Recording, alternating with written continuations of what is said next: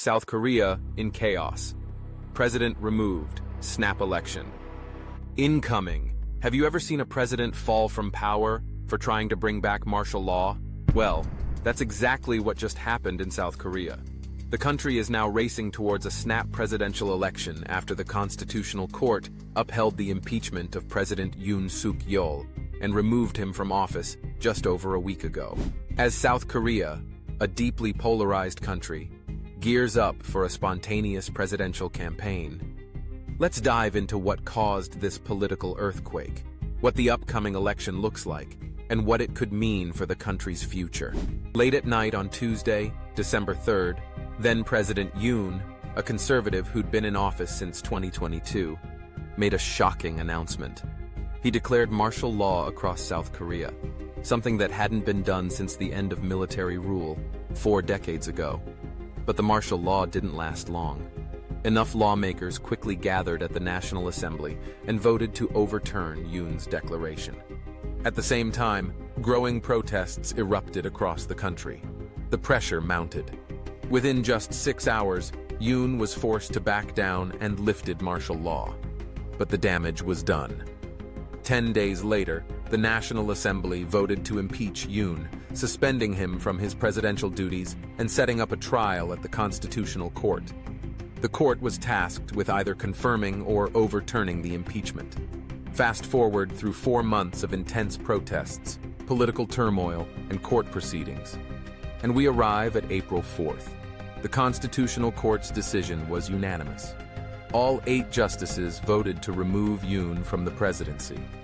In their ruling, the court acknowledged Yoon's frustration with the political gridlock created by the opposition-controlled National Assembly, but they didn't hold back in condemning his actions. The head of the court said that Yoon's declaration of martial law and his deployment of the military and police to disrupt the National Assembly and raid the National Election Commission violated the basic principles of the rule of law and the principles of a democratic state, and in themselves they infringe upon the constitutional order and seriously threatened the stability of the democratic republic. It was a dramatic and rapid downfall. Yoon, once a star prosecutor who only entered politics in 2021, had been elected president in 2022. Now, he joins a long list of South Korean presidents whose terms ended in disgrace, though he's only the second to be officially removed by the Constitutional Court, the first being Park Geun-hye in 2017. However, Yoon's troubles are far from over. In separate proceedings, Yoon has been indicted on charges of insurrection, a crime punishable by life imprisonment or even the death penalty, although South Korea hasn't carried out any executions since 1997. Yoon will likely be hoping that a future president will pardon him, following the tradition of several disgraced South Korean leaders before him. But let's set that aside for a moment. The big question now is, what happens to South Korea? Well, Yoon's removal triggers a snap presidential election, and it's been officially scheduled for June 3rd. Right now, the clear frontrunner is Lee Jae-myung, the leader of the center-left opposition Democratic Party. If that name sounds familiar, it's because Lee was the Democratic Party's candidate in 2022. He lost to Yoon by a record-thin margin. Despite the narrow defeat, Lee has remained a dominant force in Korean politics. In 2023, he even carried out a 24-day hunger strike in opposition to Yoon's policies. In 2024, he led the Democratic Party to victory in the country's legislative elections. At the start of last year, Lee survived an assassination attempt. And during the brief imposition of martial law in December, he famously live-streamed himself climbing over the fence of the National Assembly to bypass the military blockade. However, Lee is a polarizing figure. He's seen as a populist and has his fair share of scandals. In fact, Lee faces several legal problems that could complicate his candidacy.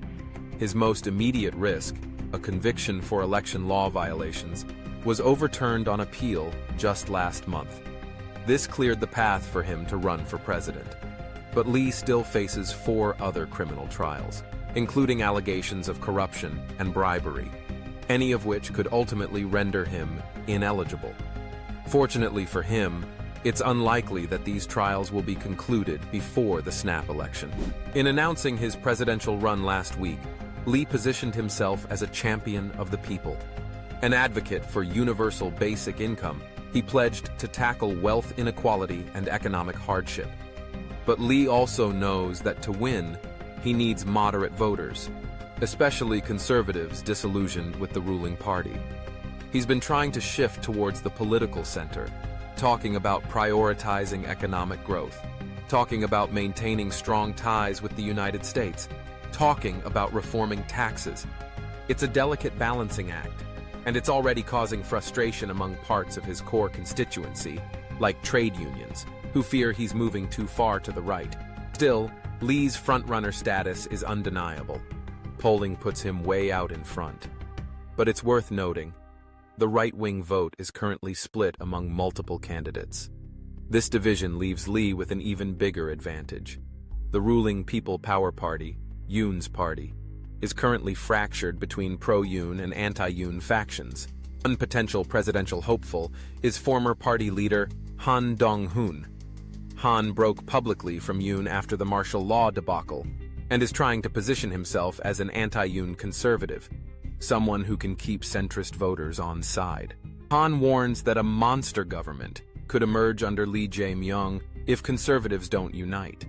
Alternatively, the People Power Party could go the other way. They could nominate someone like Labor Minister Kim Moon-soo, a staunch defender of Yoon, who's popular with the hard-right faction. But picking Kim would likely alienate centrist voters. Whichever direction the People Power Party chooses, one thing is clear.